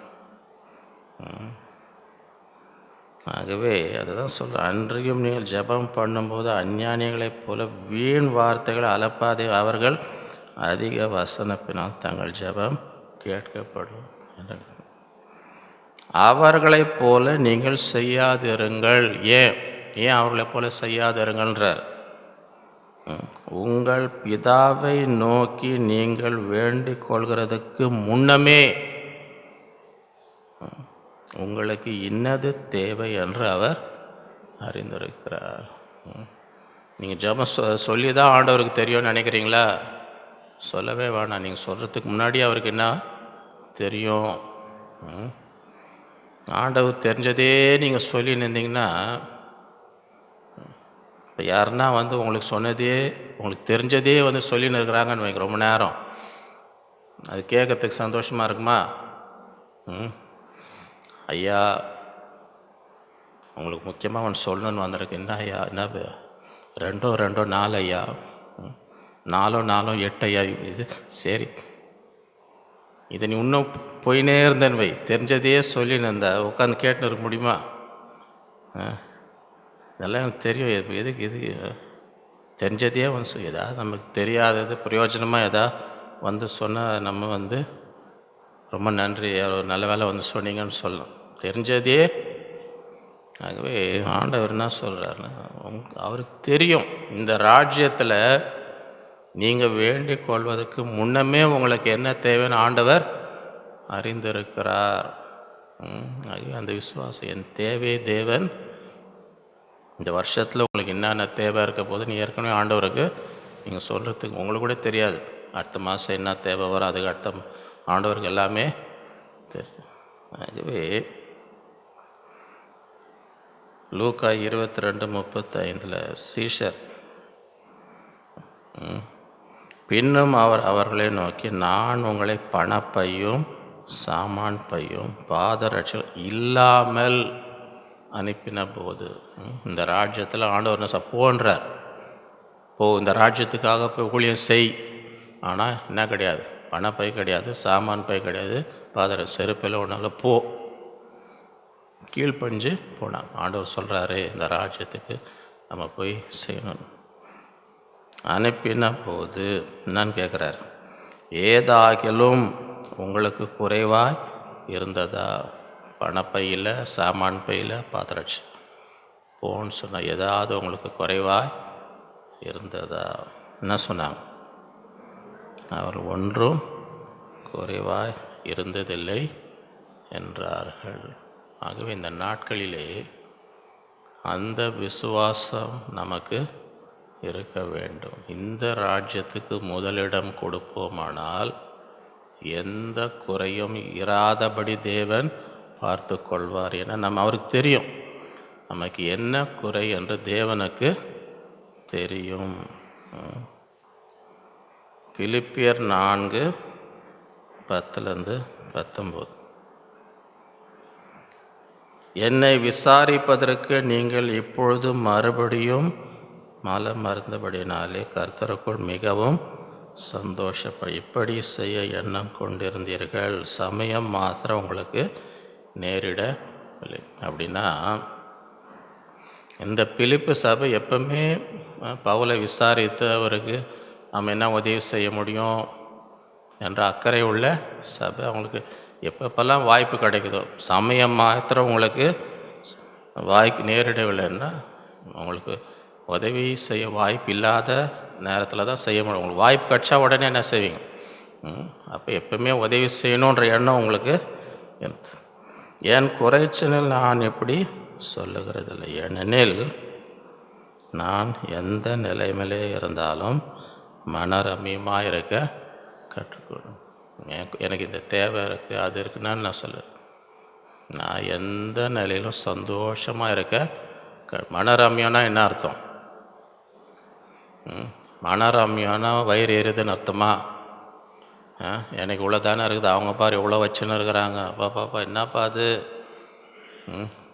இன்னொருத்தவங்க அவங்களுக்கு ஏதாவது கிடச்சதுன்னு வைங்க, உங்களுக்கு கிடைக்கலன்னு வயிறு எரிஞ்சால் மனரம்யமாக இருக்கிறோன்னு சொல்ல முடியுமா? எந்த நிலையிலே இருந்தாலும் எப்படி இருக்கு? மனரம்யம், சந்தோஷமாக திருப்தியாக இருக்குது. மற்றவங்களுக்கு என்ன இருக்குது எனக்கு இல்லைன்னு சொல்லி என்ன செய்யுது? பொறாமை எனக்கு வராது. யார் மேலேயும் எனக்கு வயிற்றெரிச்சல் இல்லை. உலகத்தில் வயிறு எறிகிற ஜனங்க இருக்கிறாங்களா இல்லையா? மற்றவங்களுக்கு நல்லது, மற்றவங்க நல்லா இருந்தாங்கன்னா அதை பார்த்து வயிறு எறிகிற ஜனங்க உலகத்தில் இருக்கிறாங்களா இல்லையா? நம்ம ஊரில் இருக்கிறாங்களா? அதுதான் சொல்கிறது, எந்த நிலையில் எதாலும் மனரம்யமாக இருக்க நம்ம கற்றுக்கொண்டோமா? எந்த நிலையில் அதை மனரம்யமாக இருக்க கற்றுக்கொண்டிருக்கிறோமா? அவர் கற்றுக்கொண்டேன்றார், நான் கற்றுக்கொண்டேன். அப்படி கற்றுக்கொண்டவங்க எந்த சூழலும் எப்படி இருப்பாங்க? சந்தோஷமாக. தாழ்ந்திருக்கவும் எனக்கு தெரியும், வாழ்ந்திருக்கும் எனக்கு தெரியும். எவ்விடத்திலும் எல்லாவற்றிலும் திருப்தியாய் இருக்கவும், பட்டினியாய் இருக்கவும், பரிபூரணம் அடையவும், குறைவுபடவும் போதித்திருக்கிறேன். இதெல்லாம் சொல்லிவிட்டு அநேகர் நேராக டைரெக்டாக இங்கே வந்துடுவாங்க. டைரெக்டாக வந்து 13 வந்து லேண்ட் ஆவாங்க. அவங்க இந்த நான் ஸ்டாப் பஸ் மாதிரி, பாயிண்ட் டு பாயிண்ட் பஸ் மாதிரி நேராக எங்கே வந்து லேண்ட் ஆவாங்க. முன்னாடி இருக்க ஸ்டேஷன்லலாம் நிற்க மாட்டாங்க, பஸ் ஸ்டாப்லலாம் நிற்க மாட்டாங்க. சரியா 11, 12 அந்த பஸ் வேணாம்ப்பா, நம்ம எக்ஸ்பிரஸ் பஸ் வேணும். நமக்கு நடுவில்லாம் இங்கே செய்யக்கூடாது. 11, 12 நிற்கக்கூடாது. நீ நேராக எங்கே போய் நில்லு, 13 வந்து நில்லு. அந்த பஸ்ஸில் தான் ஏறுவாங்க சில பேர். சரியா 13 வந்து இறங்கிட்டு என்னான்னுவாங்க, என்னை பலப்படுத்துகிற கிறிஸ்துவனால எல்லாவற்றையும் செய்ய எனக்கு இருக்கட்டும், எல்லாத்தையும் செய்யுங்க. ஆனால் என்ன செய்யுங்கன்றார்? எல்லாவற்றையும் செய்யணும். இன்னும் அர்த்தத்தில் சொல்கிறாரு. அதுக்கு முன்னாடி அதுதான் சொல்கிறார். எல்லாவற்றையும் என்ன, வாழ்ந்திருக்கும் தெரியும், தாழ்ந்திருக்கும் தெரியும், பட்னியாக இருக்கும் தெரியும், குறையப்படும் தெரியும். ஆகவே இந்த நாட்களிலே அதை உணர்ந்து, ஆகிலும் நீங்கள் என் உபத்திரத்தில் என்னோடு உடன்பட்டது நலமாயிருக்கிறது. மேலும் பிலிப்பியரே, சுவிசேஷத்தின் ஆரம்பத்திலே நான் மக்களோடு இருந்து புறப்பட்ட போது கொடுக்கல் வாங்கல் காரியத்தில் நீங்கள் மாத்திரம் எனக்கு உடன்பட்டதே எல்லாம், வேறு ஒரு சபையும் உடன்படவில்லை என்று நீங்கள். அப்படின்னா என்ன அர்த்தம்? இவர் எத்தனையோ சபையில் போய் ஊழியம் பண்ணார், பிரசங்கம் பண்ணார், ஜெபம் பண்ணார், ஏதோ பண்ணார். ஆனால் யாருக்கும் இவர் மேலே என்ன இல்லை, அக்கறை. இவருக்கு உதவி செய்யணும், இவர் குறைச்சலை நீக்கணுன்ற எண்ணமே. நீங்கள் ஒரு சபை மாத்திரம்தான் என்னை குறித்து கரிசனையாக இருந்தீர்கள். நான் தெசலோனிக்கேயில் இருந்தபோது என் குறைச்சலை நீக்கும்படி நீங்கள் 2 தரம் அனுப்பீர்கள். உபகாரத்தை நான் நாடாமல். அப்படின்னா என்ன அர்த்தம்? உங்ககிட்ட இருந்து இன்னும் கரைக்கணுன்ற எண்ணம் எனக்கு இல்லை. உங்ககிட்ட இன்னும் வாங்கலாம் அந்த எண்ணம் எனக்கு கிடையாது. உங்கள் கணக்குக்கு பலன் பெருகும்படியே நாடுகிறேன். அப்படின்னா என்ன அர்த்தம்? நீங்கள் எனக்கு பதிவு செய்யும் போதெல்லாம் என்ன செய்யுது? உங்கள் கணக்கில் அது பலன் பெருகுது. எத்தனை பேர் வந்து பரலோகத்தில் உங்களுக்கு ஒரு கணக்கு இருக்குதுன்னு அறிஞ்சிருக்கிறீங்க? பூமியில் மாத்திரம்தான் அக்கௌண்ட் இருக்குதுன்னு நினச்சின்னு இருக்கிறீங்களா? பரலோகத்தில் ஒவ்வொருத்தருக்கும் ஒரு அக்கௌண்ட் இருக்குதுன்னு எத்தனை பேருக்கு தெரியும்? இங்கே அப்பப்போ செக் பண்ணிட்டு இருப்பீங்க, பேங்க் பேலன்ஸ் எவ்வளோ இருக்குது, அங்கே எவ்வளோ இருக்குதுன்னு செக் பண்ணுறோமா? பரலோக கணக்கில் என்ன சேர்த்து வச்சுருக்குறோம் அப்படின்னு வந்து அதுதான் உங்கள் கணக்குக்கு பலன் பெருகும்படியே எல்லாம் எனக்கு கிடைத்தது, பரிபூரணம் உண்டாயிருக்கு. உங்களால் அனுப்பப்பட்டவைகள், இவங்க செஞ்ச உதவி எப்படி இருக்குதான்? உங்களால் அனுப்பப்பட்டவை சுகந்த வாசனை, தேவனுக்கு பிரியமான உகந்த பலி. ஆகவே இவங்க வந்து பவுலுக்கு செய்த உதவி ஆண்டவருடைய பார்வையில் எப்படி இருக்குதான்? சுகந்த வாசனை, தேவனுக்கு பிரியமான ஒரு எப்பெல்லாம் உதவி செய்கிறாங்களோ தேவனுக்கு அது ஒரு பலி. தேவனுக்கு பலி செலுத்தி கொண்டே இருக்கிறாங்க. தேவனுக்கு பிரியமான ஒரு பலி. என் கையில் வரப்பற்றி கொண்டதால் நான் திருப்தி அடைந்த. இதெல்லாம் சொல்லிட்டு தான் திருப்பி இந்த மாதிரி 19 சில பேர் டைரெக்டாக லேண்ட் ஆவாங்க, வீட்டில் மாட்டி வச்சுன்னு இருப்பாங்க. முன்னாடி என்ன நான் சொன்னாரோ அதெல்லாம் விட்டுட்டு நேராக 19 வந்து லேண்ட் ஆகிட்டு என்னான்வாங்க, என் தேவன் தம்முடைய ஐஸ்வர்யத்தின்படி உங்கள் குறைவு எல்லாம் கிறிஸ்து இயேசுவின் மகிமையிலே நிறைவாக்குவார். அதுக்கு முன்னாடி என்ன சொன்னாரோ முன்னாடி அதெல்லாம் விட்டுடுவாங்க. எல்லா நிருபத்துலேயுமே அந்த வசனம் இருக்குது. மற்ற நிருபத்தில் அந்த வசனம் இருக்குதா? ஏன் பிலிப்பியரில் மாத்திரம் இருக்குது? ஏன்னா இவங்க மாத்திரம்தான் என்ன செஞ்சாங்க, அதுக்கு இந்த வாக்கு தத்தத்தை பெற்றுக்கொள்வதற்காக அப்படிப்பட்ட கிரியைகளை செய்தார்கள். அதனால்தான் நீங்கள் இப்படி வேறு யாருமே இந்த அக்கறை அவங்களுக்கு இல்லை. நீங்கள் ஒருத்தவங்க தான் இப்படி ஆண்டவருக்கு பிரியமான ஒரு பலியை செத்து தேவன் உங்கள் குறைகளெல்லாம் என்ன செய்வார்? நிறைவு செய்வார். 2 கொரிந்தியர் 9:6-14. பின்னும் நான் சொல்லுகிறது என்னவென்றால், சிறுக விதைக்கிறவன் சிறுக பெருக விதைக்கிறவன் பெருக. அப்படின்னா ஆண்டவருக்கு கொடுக்கும் பொழுது அது எதுக்கு ஒப்பாக இருக்குது? விதைக்கிறதுக்கு ஒப்பாக. இப்போ ஒரு விவசாயி போய் வயலில் விதைச்சா, நான்ப்பா போயிடுச்சுப்பா, இவ்வளோ விதை வச்சுருந்து எல்லாம் போயிடுச்சுன்னு சொல்லுவாரா? அல்லது இதுலேருந்து எனக்கு என்ன வரும்? அறுவடை வரோன்ற விசுவாசம் இருக்குமா?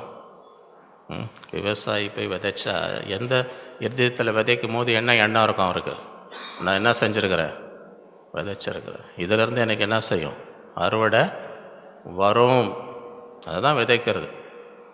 சும்மா தூக்கி ரோட்டில் தூக்கி போடுறதில்ல. விதைக்கிறதுனா என்ன அர்த்தம்? நிலத்தில் விதைக்கும் போது அதுலேருந்து என்ன வரும்? அறுவடை.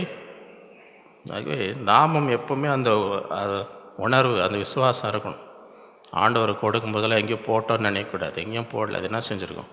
அவருடைய ராஜ்யத்தில் விதைச்சா அதுலேருந்து என்ன வரும்? அறுவடை வரும். சிறுக விதைக்கிறவன் சிறுக, பெருக விதைக்கிறவன் பெருக. இந்த ராஜ்யத்தில் எப்படி கொடுக்கணும்னோ இருக்குது, எப்படி கொடுக்கக்கூடாதுனோ இருக்குது. அதையும் ஃபாலோ பண்ணணும். எப்படி கொடுக்கக்கூடாதோ அந்த மாதிரி என்ன செய்யக்கூடாது? கொடுக்கக்கூடாது. எப்படி கொடுக்கணுன்னா அந்த மாதிரி கொடுக்கணும். அது எப்படி கொடுக்கக்கூடாதான்? அவன் व्यसனமாயும் அல்ல. व्यसனமாயும் நீங்கள் கொடுக்கும்போது உங்கள் இருதயத்தில் சந்தோஷம் இருக்கா? व्यसனம் ஆண்டவருக்கு தெரியுமா தெரியாதா? ஆகவே அந்த மாதிரி என்னன்ற ஆண்டவர் கொடுக்காதீங்க. நான் ஒன்றும் தேவனுடைய ராஜ்யம் ஒன்றும் அவ்வளோ பரதாப நிலத்தில் இல்லை. யாரும் व्यसனமாக என்ன செய்யாதீங்க, கொடுக்காதீங்க. அதில் ஒன்றும் ஆசீர்வாதமே வராது. ஏன்னா ஆண்டவருக்கு பார்த்துனே இருக்கிறார். கொடுக்கும் போது இருதயத்தில் व्यसனம் இருக்கா? ஒரு துக்கத்தோடு கொடுத்தா கொடுக்காதீங்கன்னு சொல்கிறார். ஆண்டவர் என்ன சொல்கிறாரு? கொடுக்காதீங்க. அதில் இது கொடுத்து என்ன பிரயோஜனம்? ஆண்டவர் தம்முடைய குமாரனே நமக்கு கொடுத்து எல்லாத்தையும் கொடுக்கும்போது அவருக்கு அவரிடத்துலேருந்து பெற்ற ஆசீர்வாதத்தில் கொடுக்கும்போது இருதயத்தில் व्यसனம் இருந்துச்சுன்னு வைங்க. இப்போ நீங்கள் ஒருத்தருக்கு 1 லட்சம் கொடுத்துருக்குறீங்க. அவங்க ஒரு 100 ரூபா கொடுக்குறது அவ்வளோ மனசு கஷ்டத்தோடு இருந்தாங்கன்னு ஒரு 100 ரூபா கொடுத்தாங்கன்னா அது உங்களுக்கு சந்தோஷமாக இருக்குமா? நீங்கள் எவ்வளோ உதவி செஞ்சுருக்கீங்க. ஒரு 100 ரூபா அதுக்கே ரொம்ப துக்கத்தோடு இருந்தாங்கன்னு கொடுத்தாங்கன்னா நான் எவ்வளோ கொடுத்தேன்? உங்களுக்கு உதவி செய்கிறதுக்கு 1 லட்சம், நீங்கள் ஒரு 100 ரூபா கொடுக்கறதுக்கு கூட இப்படி அழுது வழிஞ்சு துக்கத்தோடு வந்தீங்கன்னா அதில் ஒன்றுமே இங்கே இந்த ராஜ்யத்தில் என்ன செய்யும்? व्यसனத்தோடு என்ன செய்யும்? கொடுக்காதீங்கன்றார். அடுத்தது எப்படி கொடுக்கக்கூடாதான்? கட்டாயத்தில் ஆண்டவர் யாரையும் கழுத்தை பிடிச்சி கொடுன்னு அந்த மாதிரி அவசியம் இல்லை. தேவனுடைய ராஜ்யம் யாரையும் நீங்கள் போய் கட்டாயப்படுத்தி கொடுக்க வேண்டிய அவசியம். எப்படி கொடுக்கணுமா? தன் மனதில் நியமித்து. அப்படின்னா உங்களுக்கே மனசுல கொடுக்கணும்னு என்ன இருக்கணும்? எண்ணம் இருக்கணும். உங்கள் மனசே மனப்பூர்வமாய் நான் ஆண்டவரை தன் மனதில் உற்சாகமாய் கொடுக்கிற இடத்தில் தேவன். அப்படின்னா என்ன? இங்கிலீஷில் கிங் ஜேம்ஸில் காட் லவ்ஸ் அ சியர்ஃபுல். சியர்ஃபுல்னா என்ன அர்த்தம்? ரொம்ப சந்தோஷம். கொடுக்கறதுன்னா அவ்வளோ யார் அவ்வளோ சந்தோஷமாக கொடுக்குறாங்களோ அவங்கள பார்க்கும்போது தான் தேவன் அவங்க மேலே எப்படி இருக்காரா? பிரியமாய். யார் அவ்வளோ ஒரு சந்தோஷத்தோடு கொடுக்கறதுக்கு ஒரு வாய்ப்பு கிடச்சதே என்று ஒரு சந்தோஷமாய் கொடுக்குறது ஆண்டவர் பார்த்துனே இருக்கிறாரு. கொடுக்கறதுக்கு எவ்வளோ சந்தோஷம் அவங்கள பார்த்து. காட் லவ்ஸ் அ சியர்ஃபுல் கிவர். மேலும் நீங்கள் எல்லாவற்றிலும் எப்பொழுதும் எப்படி இருக்கணுமா? சம்பூர்ண முடியலாம். சகலவித நற்கிரைகளும் பெருகருளாக இருக்கும்படி. அப்படின்னா அப்படின்னா தேவனுடைய ராஜ்யத்தில் நற்கிரியை செய்யணுமா செய்யக்கூடாதா? நற்கிரைகளை பெருகும்படி இன்னும் செய்கிறத இன்னும் அதிகரித்து கொண்டே இருக்க வேண்டும். தேவன் உங்களுக்கு சகலவித கிருபையும் பெருக செய்ய வல்லவராக. வாரி இறைத்தான், ஏழைகளுக்கு கொடுத்தான். அவருடைய நீதி என்றென்றைக்கும் நிற்கும் என்று எழுதியிருக்கு. ஆகவே ஆண்டவர் எப்படிப்பட்டவர்கள் இந்த ராஜ்யத்தில் எப்படி இருக்கணுமா? வாரி இறைத்து ஏழைங்களுக்கு கொடுக்கணும். ஆண்டவரே எனக்கு கொடுக்கணும்னு ஆசை, என்னால் என்கிட்ட ஒன்றுமே இல்லையே, நான் என்ன பண்ணுறது அப்படின்னு யாருன்னா சொன்னாங்கன்னு வை. ஆண்டவர் எனக்கு கொடுக்கணும்னு ரொம்ப ஆசையாக இருக்கு, ஆனால் என்கிட்ட ஒன்றுமே இல்லை அப்படின்னு சொன்னால், அதுக்கு தான் அடுத்த வசனம் என்ன சொல்? விதைக்கிறவனுக்கு விதையையும் புசிக்கிறதுக்கு ஆகாரத்தையும் அளிக்கிறவர் உங்களுக்கு என்ன கொடுப்பார்? விதையை அளித்து அதை பெருக பண்ணி உங்கள் நீதியின் வெளிச்சத்தை வர்த்திக்க. ஆகவே ஆண்டவரே எனக்கு கொடுக்கணும், எனக்கு விதை இல்லையே, நான் எப்படி விதைப்பேன் அப்படின்னு யாராவது கேட்டாங்கன்னா, ஆண்டவர் என்ன செய்ய, இந்தா இவ்வளோ ஆசைப்படுறே, நீ கொடுக்கணும்னு இவ்வளோ ஆசைப்படுந்தா நான் உனக்கு என்ன செய்கிறேன்? விதையை தர். இதை போய் விதை, அதை பலிக்கு பெருகும்போது உன் விதையை என்ன செய்வார்? பெருக பண்ணுவார், உன்னை ஆசீர்வதிப்பார். தேவனுக்கு எங்களால் ஸ்தோத்திரம் உண்டாவதற்கு ஏதுவாக இருக்கும் மிகுந்த உதார குணத்தை நீங்கள் எவ்விதத்திலும் சம்பூர்ண உள்ளாக இருங்கள். அப்படின்னா தேவனுக்கு நம்ம கொடுக்க அதன் மூலமாக தேவனுக்கு என்ன வருமா? ஸ்தோத்திரம் உண்டாகும். இந்த தர்ம காரியமாகிய பணிவிடை பரிசுத்த வானுடைய குறைச்சலை நீக்கிறதும் அல்லாமல் அநேகர் தேவனை ஸ்தோத்திரப்படுத்தினாலே சம்பூர்ண பலன் உள்ளதாயும். அப்படின்னா என்ன அர்த்தம்? நீங்கள் உதவி செய்யும் பொழுது ஆணுடைய பிள்ளைகளுடைய தேவைகள் சந்திக்கப்படும். அது மாத்திரமல்ல, இப்போ யாரெல்லாம் ஆசீர்வதிக்கப்படுற போகிறதுக்கு கஷ்டத்தில் ஆண்டவரே ஜெபம் பண்ணினார், அந்த நேரத்தில் நீங்கள் போய் உதவி செய்கிறீங்க, சரியா? அப்போ அவங்க என்ன செய்வாங்க? ஆண்டவரே ஸ்தோத்திரம், ஆண்டவரே என் தேவையை சந்தித்தீர்னு ஆண்டவரை ஸ்தோத்திரம் பண்ணுவாங்களா, பண்ண மாட்டாங்களா? அதுதான் சார், அநேகர் என்ன செய்வாங்க? ஆண்டவரை கொடுத்து உதவி செய்யும்போது அது மூலமாக தேவனுக்கு பெரிய ஸ்தோத்திரம் துதியும். அது மாத்திரமல்ல, அவர்கள் இந்த தர்ம சகாயத்தின் நன்மையை அனுபவித்து நீங்கள் கிறிஸ்துவின் சுவிசேஷத்தை கீழ்ப்படுதலோடே அறிக்கையிட்ட நிமித்தம் தங்களுக்கும் மற்ற அனைவருக்கும் நீங்கள் உதாரத்தமாய் தர்மம் செய்கிற நிமித்தம் அவர்கள் தேவனை மகிமைப்படுத்தி ஆண்டவரை ஸ்தோத்தரித்து. அடுத்த வசனம் என்ன? உங்களுக்காக வேண்டுதல் செய்து. அநேகர் எனக்கு ஜெபம் பண்ணுங்க, எனக்கு ஜெபம் பண்ணுங்கன்னு ஜெபம் பண்ணுங்க கேட்கலாம், ஆனால் பண்ணுவாங்களான்னு? உங்களுக்குன்னு ஜெபிக்க ஒரு கூட்டம் இருக்கணும்னா வசனம் என்ன சொல்லுது? நீங்கள் யாருக்கெல்லாம் உதவி செய்துட்டு வரீங்க பாருங்கள், அவங்க ஆண்டவரை ஸ்தோத்தரிப்பாங்க. அது மாத்திரம் இல்லை, உங்களுக்காக என்ன செய்வாங்க? ஜெபம் பண்ணுவோம். ஆண்டவரே இவர்களை ஆசீர்வதி, இந்த குடும்பத்தை ஆசீர்வதி. நீங்களும் ஒரு கஷ்டம்னா உடனே அவங்க தான் ஜெபம், ஆண்டவரே எங்கள் கஷ்டத்தில் எங்களுக்கு இவங்க உதவி செய்யும், இந்த குடும்பத்தை நீர் ஆசீர்வாதம், அவங்களை விடுவியும், இந்த பிரச்சனையிலேருந்து அவங்களை என்ன செய்யும். அதான் நான் போட்டிருக்க வாசர், உங்களுக்காக வேண்டுதல் செய்து தேவன் உங்களுக்கு அளித்த மிகவும் விசேஷித்த கிருபை நேர்த்த உங்கள் மேல் வாஞ்சையாக இருக்கு. அப்படின்னா என்ன? உங்கள் மேலே அன்பாக இருப்பாங்க. எத்தனை பேருக்கு உலகத்தில் 10 பேர் உங்கள் மேலே அன்பாக இருக்கணும்னு ஆசை இருக்குது? எல்லாம் உங்களை பார்த்து முறைக்கணும்னு யாருக்குன்னு ஆசை இருக்குதா?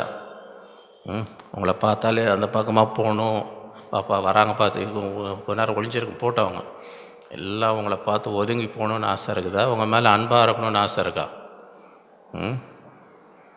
அப்போ என்ன செய்யணுமோ, நம்ம யாருக்கெல்லாம் உதவி செய்கிறோமோ அவங்க என்ன செய்வாங்க? நம்ம மேலே அன்பாக இருப்பாங்க, நமக்காக ஜெபம் பண்ணுவாங்க. இந்த நாட்களிலே அப்படிப்பட்டவர்களாக இருக்க வேண்டும். மார்க்கு 10:23-30. அப்பொழுது இயேசு சுற்றி பார்த்து தம்முடைய சீஷரை நோக்கி, ஐஸ்வர்யம் உள்ளவர்கள் தேவனுடைய ராஜ்யத்தில் பிரவேசிப்பது எவ்வளோ அரிதாக இருக்குது என்று. சீஷருடைய வார்த்தைகளை குறித்து ஆச்சரியப்பட்டார்கள். நான்ப்பா அது உள்ளே போகணுன்னா ஏழையாக தான் இருக்கணுமா? இந்த மாதிரி சொல்லிட்டாரு அப்படியே ஆடி போயிட்டாங்கன்னு வைங்க. என்ன அது உள்ளே ஏழையாக இருந்தால் தான் உள்ளே போக முடியுமா, என்ன இந்த மாதிரி ஆண்டவர் சொல்லிட்டாரேன்னு ஆச்சரியப்பட்டோம். இயேசு பின்னும் அவர்களை நோக்கி, பிள்ளைகளே, ஐஸ்வர்யத்தின் மேல் நம்பிக்கையாக இருக்கிறவர்கள் தேவனுடைய ராஜ்யத்தில் பிரவேசிப்பது எவ்வளவு. ஆண்டவர் மேலே என்ன விசுவாசம் தங்கள் பணத்து மேலே தான்.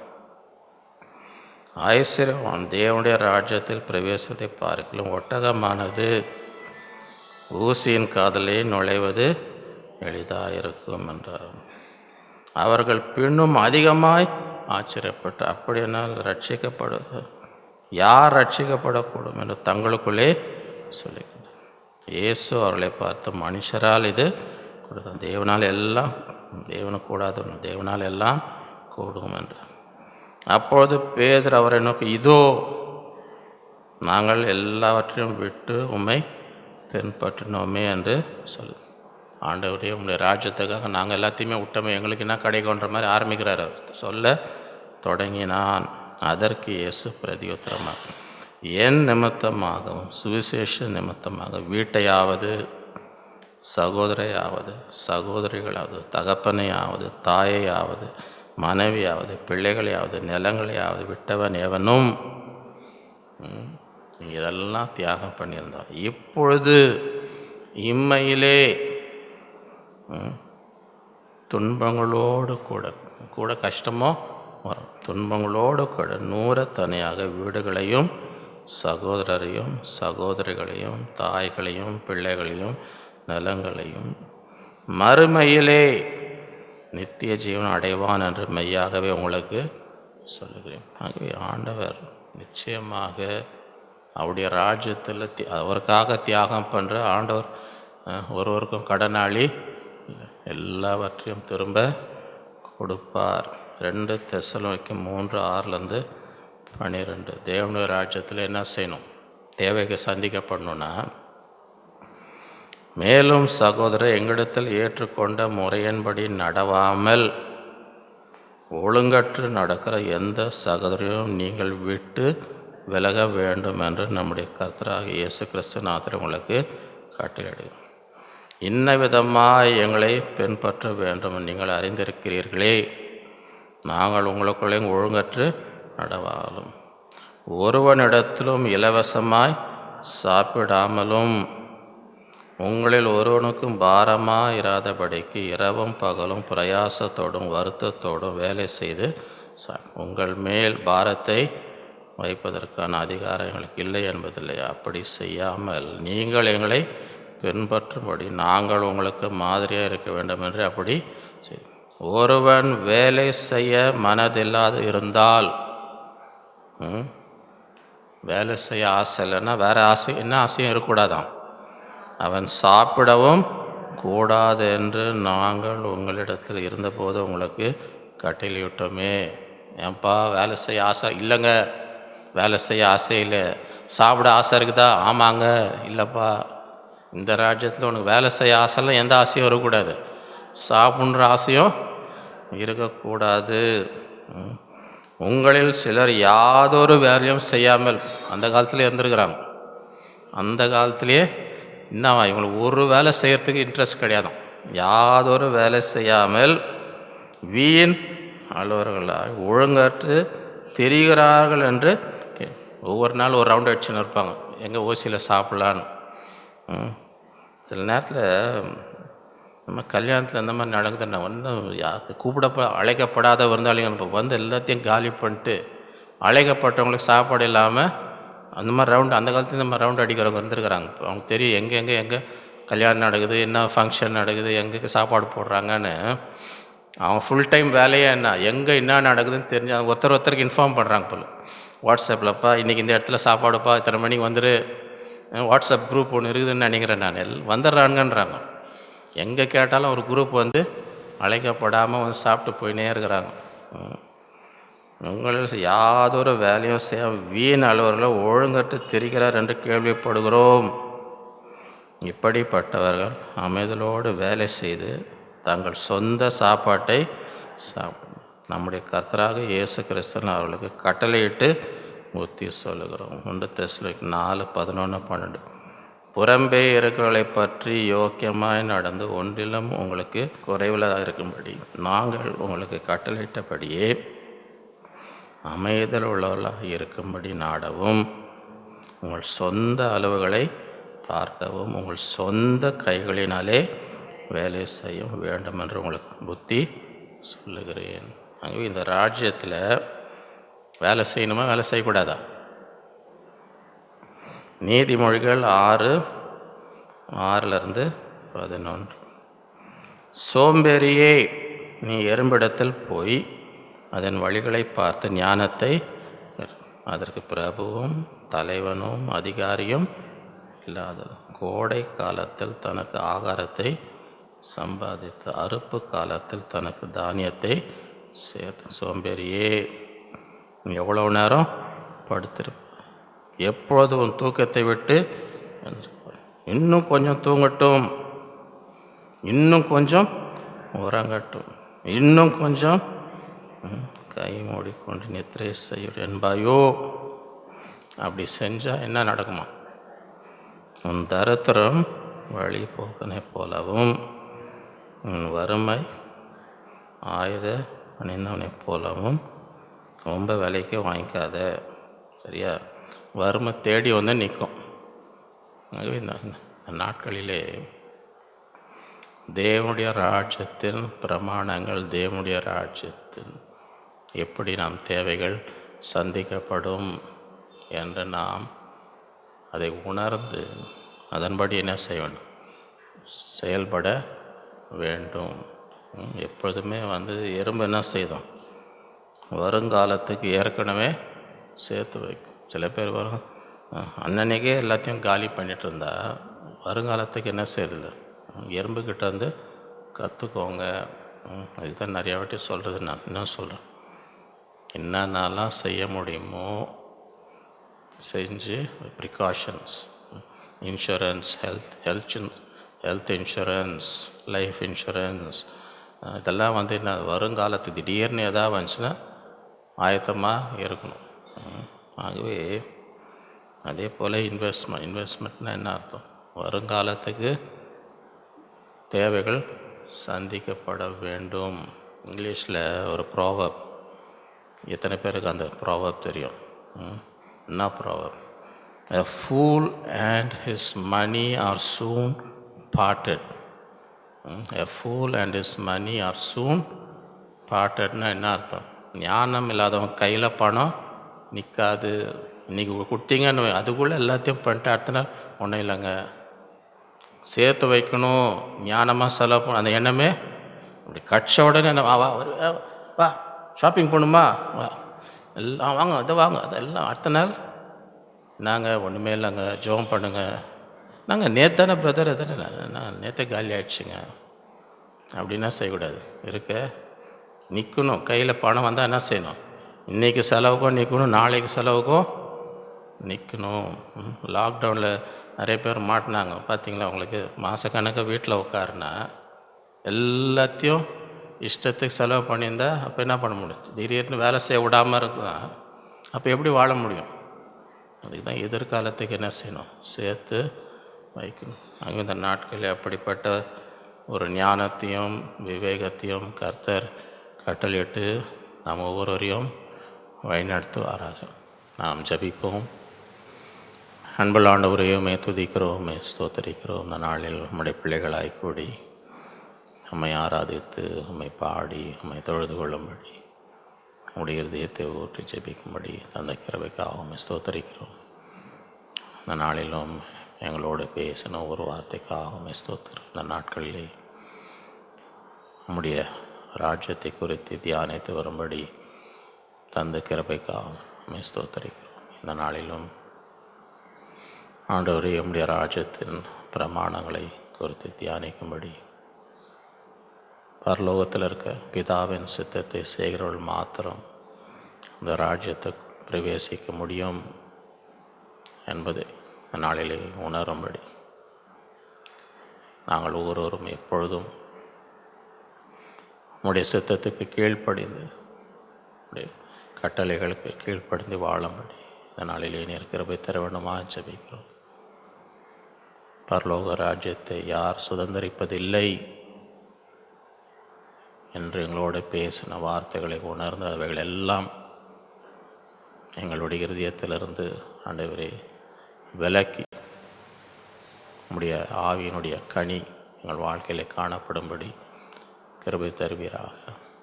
அந்நாட்களிலும் நம்முடைய வாக்கு தத்தங்களை ஆசீர்வாதங்களை போராடி சுதந்திரிக்கும்படி உங்களுக்கு கிருபை தருவீராக. கலப்பெண் மேல் கையை வைத்து திரும்பி பார்க்காதபடி உமக்காக எடுக்க தீர்மானத்திலே உறுதியாய் நிற்கும்படி எங்களுக்கு கிருபை தருவீராக.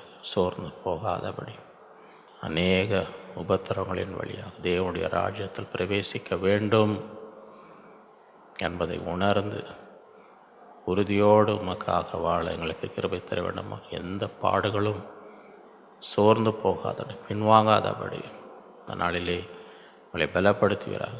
உங்களை கிருபை தருவீராக. பரலோக ராஜ்யத்து உங்களுடைய தேவைகளை சந்திக்கிற ராஜ்யமாக இருக்கபடியாலும் ஸ்தோத்திரி. அஞ்ஞானிகள் நாடி தேடுகிறது போல என்னத்தை உண்போம் குடிப்போம் உடுத்தோம் கவலைப்படாமல் எங்கள் தேவையெல்லாம் பரமபிதா அறிந்திருக்கிறதே. நாங்கள் வேண்டிக் கொள்வதற்கு முன்னமே எங்களுக்கு என்ன தேவை என்று நீர் அறிந்திருக்கிறதே. இந்த நாட்களிலே எங்களுடைய இருதயத்தில் முதல் இடத்தை உம்முடைய ராஜ்யத்து உம்முடைய நீதிக்கும் கொடுக்கும்படி உம்மை தேடும்படி எங்களுக்கு கிருபை தருகிறார். அப்பொழுது எல்லாம் கூட கொடுக்கப்படும் என்று வாக்கு கொடுத்த தேவன். அதனாலே அப்படிப்பட்டவர்களாக சீஷர்கள் உமக்கு கீழ்ப்படியும் பொழுது ஒன்றும் குறைவில்லை என்று சாட்சி சொல்லத்தக்கதாக அவருடைய தேவையெல்லாம் நீர் சந்தித்தீர். அந்நாளிலும் நாங்கள் உம்முடைய ராஜ்யத்திலே உற்சாகமாய் உமக்கு கொடுக்கிறவர்களாக விதைக்கிறவர்களாக தேவனுக்கு பிரியமான உகந்த பலியை செலுத்துகிறவர்களாக நாங்கள் ஒவ்வொருவரும் காணப்பட கிருபைத்தார். இடத்திலே விதைக்கும் பொழுது ஒவ்வொருவருக்கும் ஒரு அறுவடையை நீர் தருகிற தேவன் மாத்திரமல்ல, பரலோகத்திலே அது எல்லாம் எங்கள் கணக்கிலே பலனை நீர் சேர்த்து வருகிறபடியாலும் ஸ்தோத்திரம். எங்களை பலப்படுத்துகிறது. எந்த நிலையிலே இருந்தால் மனரம்யமாக இருக்கு. அந்த நாட்களில் கிருபை தருவீராக. அந்த நாட்களிலே விதைக்கிறவர்களுக்கு விதையை கொடுக்கிற தேவன். ஆண்டவரே, எனக்கு விதையை தாரும், நான் விதைக்க வேண்டும், அறுவடை பெற வேண்டும் என்று வாஞ்சிக்கிற ஒவ்வொருவருக்கும் இந்த நாளிலே விதையை கொடுப்பீராக. அவள் பலிக்கு பெருகும்படி செய்வீராக. அதன் மூலமாக தேவனுக்கு மகிமை உண்டாகும், தேவனுக்கு ஸ்தோத்திரம் உண்டாகும்படி அந்த நாட்களிலே நீர் கிருபை தருவீர். அது மாத்திரமல்ல, தேவனுடைய பிள்ளைகளுடைய தேவைகள் சந்திக்கப்படும் மாத்திரமல்ல, எங்களுக்காக ஜெபிக்கிற ஒரு கூட்டத்தை நீர் ஏற்படுத்துகிற தேவன். எங்கள் மூலமாய் நன்மை பெற்றவர்கள் தேவனை ஸ்தோத்தரித்து எங்களுக்காக வேண்டுதல் செய்ய நீர் கிருபை செய்கிற தேவன். எங்கள் மீது அன்பாயிருக்கும்படி இந்த நாட்களிலே அப்படிப்பட்ட ஒரு ஆசீர்வாதத்தை ஒவ்வொருவரும் பெற்றுக்கொள்ளும்படி நீர் கட்டளையிடுகிறார்.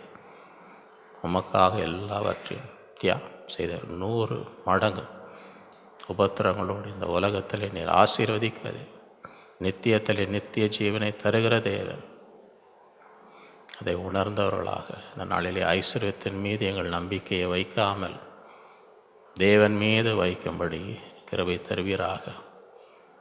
அந்நாட்களில் ஒருவரும் அசதியாக இராதபடி ஒவ்வொருவரும் ஆண்டவரே தங்களுடைய கரங்களினாலே வேலை செய்து எல்லா தேவைகள் சந்திக்கப்படும்படி கிருபை தருவீராக. ஒவ்வொருடைய கையின் பிரயாசங்களை நீர் ஆசீர்வதியும், மென்மேலும் உயரும்படி நீர் செய்வீராக. குறைவில்லாமல் ஒவ்வொருவரும் சம்பூர்ணமாய் வாழும்படி செய்வோம்.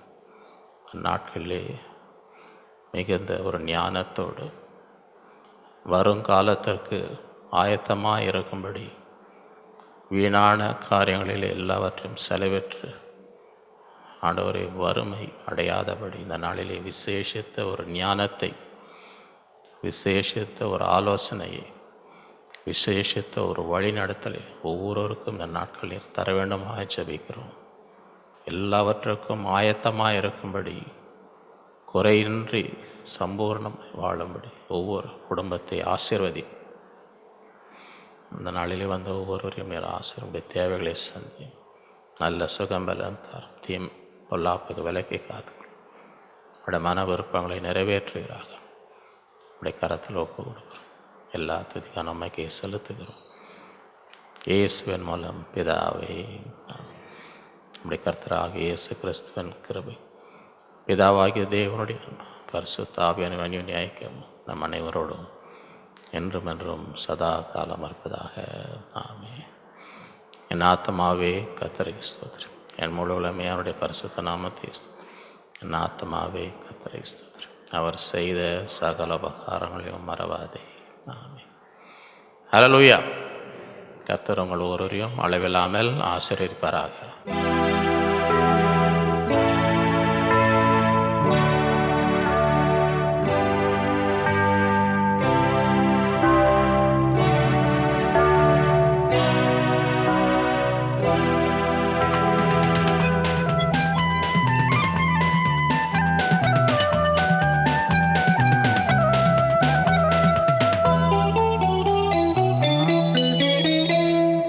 என்னை கூப்பிடுவாய், மறுமொழி கொடுத்திடுவே, கடினமும் அறியாததும் காரியம் அறிந்திடுவாய். என்னை கூப்பிடுவாய், மறுமொழி கொடுத்திடுவே, கடினமும் அறியாததும் காரியம் அறிந்திடுவாய்.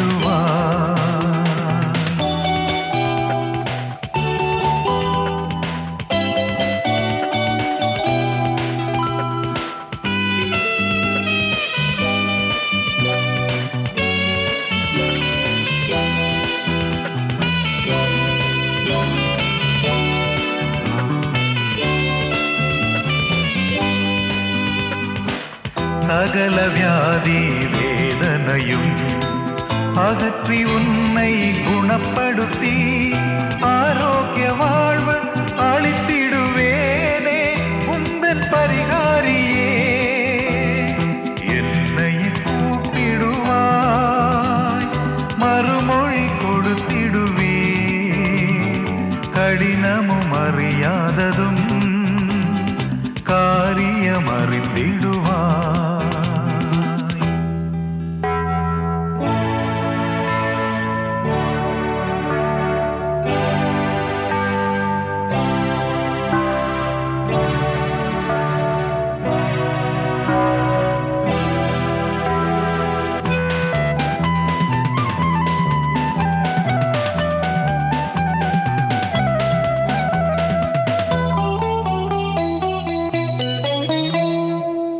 உந்தன் துக்கம் மாற்றிடுவே, களிப்பின் தொனியும் எழும்பிடுமே, துதியொலி கேட்கும் மகிழ்ச்சியும் தங்கும், உன்னை விடுவிப்பேன் நான்.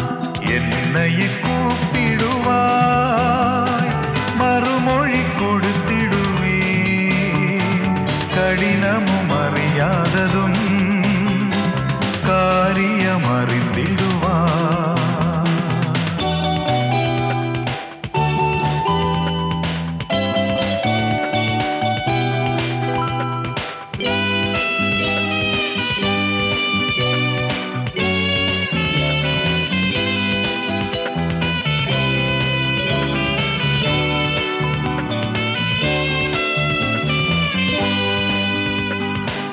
மேன்மையான வாக்கு தத்தம், அருமையான வார்த்தைகளை நிறைவேற்றும் தேவன் நானே அறிவாய், உனக்கு செவி கொடுப்பே.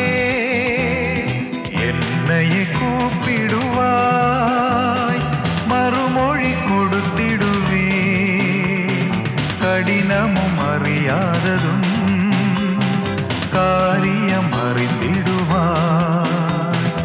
என்னை கூப்பிடுவாய், மறுமொழி கொடுத்திடுவே,